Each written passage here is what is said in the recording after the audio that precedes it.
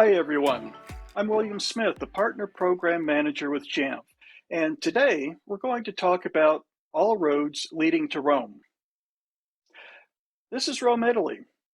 By looking at a map, you'd almost have to agree that if you wanted to get there, you could pick most any road and follow it, and eventually you would arrive.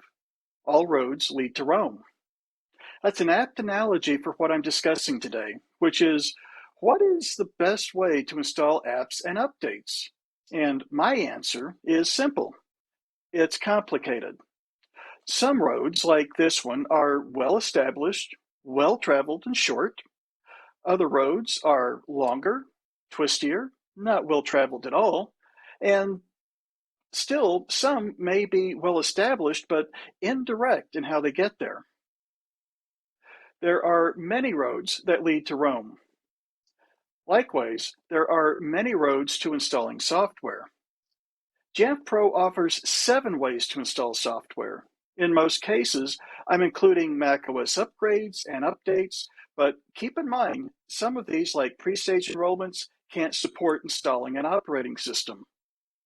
Some of you may be thinking, Bill, configuration profiles can't install software, and you're right. But profiles can manage software updates. We'll talk about that in a little bit. And I'm going to throw one more option in here. You can always manually install software. I'll cover that in just a bit as well. Before I start, I'm going to define a term that I'm going to use a few times. Avoid making yourself a cog in the machine. I want to make sure you understand what I mean before I continue. Automated workflows, like deploying software updates, are made up of many pieces. Consider a machine made up of several cogs. One cog turns the next, which turns the next. So long as all the cogs are in place, the machine hums along just fine. But when you remove a cog, the machine stops. You have to do something. You might think, I'm too busy to fix it right now. I'll just take care of it. So you step in and help things move along. And you keep doing that. And you keep doing that until finally you are now a cog in the machine. You've made yourself indispensable to the process. And if you forget or go on holiday without telling someone what to do, your workflow breaks and you end up getting a call from the boss. But even worse, this is very inefficient. Your time is worth more than the price of a cog. Automate your processes as fully as possible and do what you can to avoid making yourself a cog in the machine. It may not always be possible, but it should be your goal.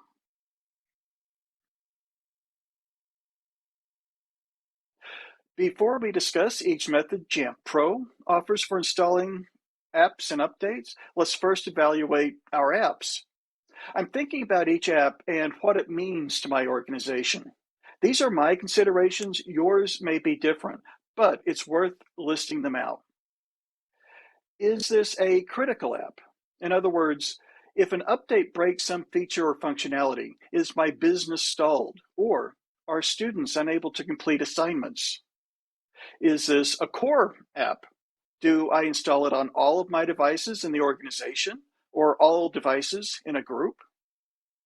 Is this a system app?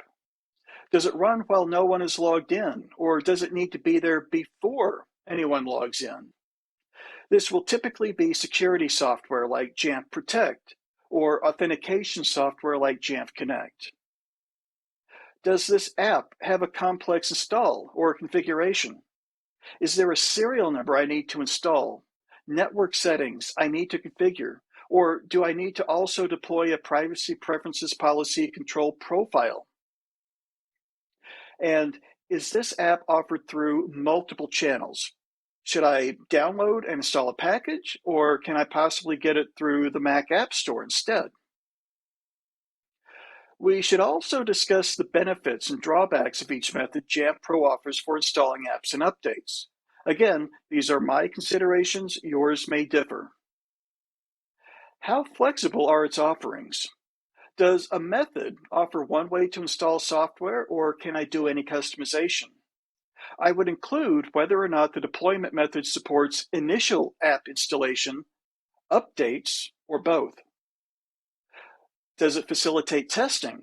In other words, can I deploy to my test users in the organization before I go widespread? Is the method I'm choosing scalable? Does it only work for one app? A handful of apps? Can I use it for most of my apps? Is it easy to use, and how much maintenance does it require once I've set it up? Will an administrator become a cog in the machine and have to do something with every update? Or can I set it and forget it? And how easy is it to configure when something's gone wrong? Can I look at logs and easily troubleshoot if I need to?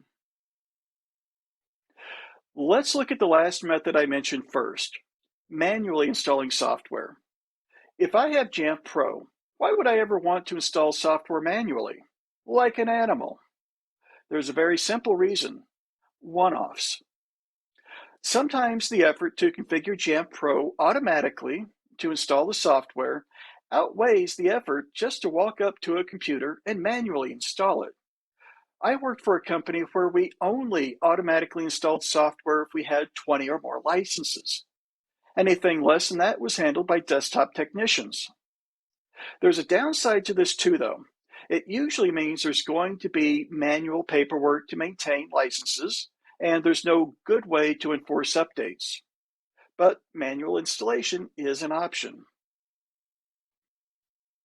Let's talk about what's built into Jamf Pro, starting with App Installers, Jamf's newest software deployment feature. And let's bring in our two lists of considerations. I'm going to check those items where App Installers has an advantage and leave unchecked those items where App Installers may not be the first choice or a choice at all. Here are my thoughts about App Installers. It's great for core apps, and I choose it over other installation methods because of its simplicity. It really is point and click and go. As of the end of July, it offered nearly 100 apps, and because it's based off Jamf's app catalog, it has the potential to support hundreds more apps.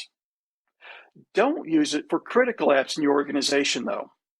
It's very much a set it and forget it solution. We're trading flexibility for simplicity. You can't test apps with app installers from within the feature. You'll have to find another way to test. Also, it relies on sending commands through Apple's push notification service, which offers administrators very few options for troubleshooting if something doesn't work. Let's look at the App Store next. Again, I'm going to check those items where the App Store has an advantage and leave unchecked those items where it may not be the first choice or even a choice at all. Here are my thoughts about the App Store.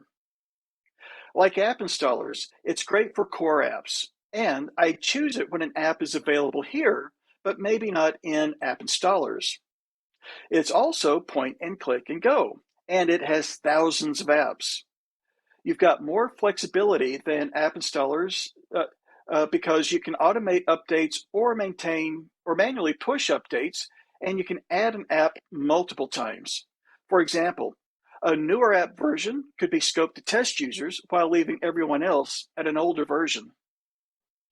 Don't use it for critical apps in your organization because you have little control over when apps will be installed. With it, we're also trading flexibility for simplicity. Like app installers, it too relies on sending commands through Apple's push notification service, which offers administrators very few options for troubleshooting. You might not think about configuration profiles as a method to install software, but some apps today include built-in update mechanisms. Microsoft Office, for example, can automatically update apps using its auto update tool. And macOS can update itself too using software update. For both of these, a configuration profile can enforce updates be turned on. The downside to configuration profiles is you need to know the specific settings to manage for each application, if an application supports self-updating. and you have no control over the timing. Typically, apps must be running before they can check for updates, which means a little used app may go without updates for quite a while. I'd look at this option for non-critical apps in my environment that may not be in app installers or the Mac App Store. Jamf Pro integrates with two other Jamf products, Jamf Connect and Jamf Protect. You'll find those integrations in the Jamf Applications section under Settings. If you're either a Jamf Connect or Jamf Protect customer, or both, you can use these integrations to deploy their software. Normally, customers would need to download the Jamf Connect or Jamf Protect installers and then upload those to Jamf Pro. The integrations work with the licensing in Jamf account to do all that for you. Once the software is installed, they help maintain the updates too. I also marked it, can it facilitate testing under deployment considerations. It would be possible to create multiple configuration profiles, one for a test group and another for production, and assign installer versions. However, as with any testing workflow, keep in mind this is going to mean the Jamf Pro administrator is going to have to become a cog in the machine and release each update. Like the other methods we've discussed so far, deployment relies on Apple's push notification service, which makes it difficult to troubleshoot if something goes wrong. Also, this isn't scalable beyond just Jamf Connect and Jamf Protect. Jamf Pro's patch management does a good job keeping already installed apps up to date. Unlike the other options so far, it uses policies to deploy packages, and that means it's using the Jamf management framework to run commands to download and install the software. That gives Jamf Pro more insight into the deployment process that's running, which can also make troubleshooting easier. It does have a few drawbacks. First, it's not intended for deploying new apps. Jamf Pro policies must deploy new apps, and then patch management can keep them updated. And it does require more maintenance and upkeep by the Jamf Pro administrator, who has to download the updates, upload them to Jamf Pro, and then add them to patch management. In this case, a Jamf Pro administrator becomes very much a cog in the machine. Installing software during automated device enrollment using a PreStage Enrollment in Jamf Pro should be done very, very sparingly. A goal for any zero-touch deployment should be a quick enrollment to get the end user to the login screen or their desktop as soon as possible. Installing software while the end user is moving through the setup assistant is antithetical to that goal. But there are justifiable exceptions like Jamf Connect, which you may want installed as quickly as possible so that it appears at the login window instead of Apple's login window. Possibly, some security software might be appropriate to include in the PreStage enrollment as well. There's not much you can do during enrollment, so don't plan on any user interaction, but you can deploy configuration profiles at the same time, which means you can customize the software. And PreStage Enrollment installs software by sending Apple push notification commands, so troubleshooting isn't easy. And policies. This checks just about every box on both lists. Policies can be complex to set up and configure, but they offer the most robust set of choices for installing software, mainly because you can incorporate multiple packages, you can use scripts as part of your install workflow, and you can use smart groups to dynamically scope and unscope target computers. And you can have multiple policies scoped to different groups for testing various versions. But if an app is offered through an app installers or the Mac App Store, I'd consider one of those options first, especially for my core apps.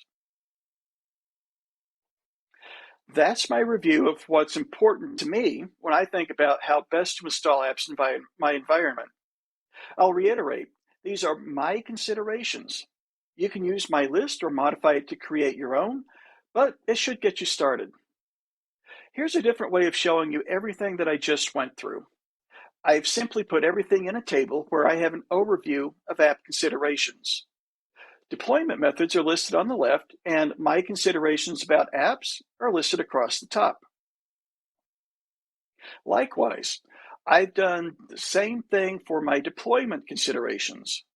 Deployment methods are listed on the left, and my considerations about each method are listed across the top. So now what? How do I use this information? Let's look at a few examples. Here's a common one, Microsoft Office. In my environment, we consider Office to be a core app, so everyone gets Office installed automatically. And we maintain updates for our end users. It's also available to install and keep updated in multiple ways. I can use app installers, the Mac App Store, or a policy to install it. And I can use any of those methods to keep it up to date too, including patch management. From experience, I know Office is a solid product, but I still like to test my core apps before deployment. So here's what I'm going to do. I'll use a policy to install Microsoft Office on computers that don't have it. I'll make a configuration profile to manage auto update to keep Office up to date. Auto update, by the way, will apply much smaller updates than either app installers or the Mac App Store, which is why I'm using it. And I can configure auto update to install preview versions on my testers' computers and production versions on the rest using profiles. I do become a cog in the machine for part of this. I need to update my Office installer in the policy once every month or two, but for the sake of being able to test and the smaller downloads, that's acceptable to me. Let's look at SAP's Privileges app next. This app offers a nice way to allow end users to elevate themselves to admins. Maybe they need to install printer drivers on their computer for their home printer. Similar to Office, I consider it a core app that I'd like everyone to have. And I only have two choices for deployment. Either download and install through a policy, or use app installers. I'm going to choose app installers because in my list of considerations for deployment, it's easier to deploy and keep up to date. While my troubleshooting options are more limited, it's a fairly small app and should install quickly. If it fails to install, there are likely other apps too that are failing to install, and I've got a bigger problem to troubleshoot. And testing isn't an issue for me here. I'm not terribly concerned if an update breaks the app because it shouldn't be used that much by my end users anyway, and they can always call support. How about Jamf Connect? Jamf Connect is Jamf's identity management solution that replaces the Mac OS login window with its own. That makes it a system app, and it needs to be there before anyone logs in. So I need to make sure it installs during the setup assistant. I have two options for deployment. I can either download the installers from my Jamf account and upload them to Jamf Pro, or I can take advantage of the Jamf Connect integration found in Jamf Pro settings. I'm going to take a hybrid approach here. First, I'll create my two Jamf Connect configuration profiles for the Jamf Connect login window and the Jamf Connect menu bar app. I'll add those to my PreStage Enrollment to install during the setup assistant. Then set up the Jamf Connect integration in Jamf Pro settings. I'll choose either the login or the menu app profile to install the software and keep it up to date with minor updates. The profiles are going to install quickly during automated device enrollment. As soon as they're installed, Jamf Pro should trigger installing the Jamf Connect software. Depending on the rest of my enrollment workflow, that should be enough time for Jamf Connect to install and be ready by the time the end user reaches the login window. If I find it doesn't install quickly enough, I can fall back to downloading the packages, uploading to Jamf Pro, and then deploying them as part of my PreStage enrollment. I prefer Jamf Pro's integration over the PreStage Enrollment because I can create profiles for a testing group and profiles for production. Or how about something like Slack? If Slack goes down, it's inconvenient to my end users, but my organization will still be here tomorrow. It's also available for me to install in multiple ways. I can use app installers, the Mac App Store, or even a policy. And to keep it updated, I can use any of those options plus Jamf's patch management feature. My choices here will be the Mac App Store. It's neither a critical app nor a core app for my environment, and the App Store can both deploy and keep Slack up to date automatically. The reason I'm choosing it over app installers is because the option to keep Slack updated automatically, or I can choose to update manually. Other than that, either would work just fine for me. Finally, let's look at an application called Promotion Manager. Now, this isn't a real app, but you may very well have an app like it in your environment. Promotion Manager needs to be installed on one computer in marketing that acts like a shared kiosk. It's installed on the shared kiosk because the software is very expensive and the department manager doesn't want to license it for everyone's computer. End users walk up to the kiosk and use it as they need. This is one of those non-standard apps that doesn't come as an installer package, but rather the installer itself is an app. And it requires a serial number and online activation. I can't push out a profile to manage it. If I were going to push it using Jamf Pro, I'd have to repackage it using Composer, but then someone would still need to activate it online. I deem this one app doesn't warrant me trying to manage it with Jamf Pro. So I'm just going to pass it along to a desktop technician to install manually. If it gets easier to manage in the future, or we buy more licenses, I'll go ahead and consider trying to manage it with Jamf Pro, but later. With that, remember, you have several roads to installing software. They all lead to the same place, but some are better suited to specific apps than others. You need to think about the first deployment of the app and a strategy for keeping it updated. You also need to take into consideration whether your deployment method supports a testing workflow if it's critical to your organization. And finally, after you've considered your options and when presented with multiple roads that all lead to the same place, choose the shortest, most straightforward option that can be the most automated. Again, avoid making yourself a cog in the machine where you can. If you'd like to review my lists, I've made a PDF available for you to download. You should be able to find it with this session online. I hope you enjoy your Roman holiday.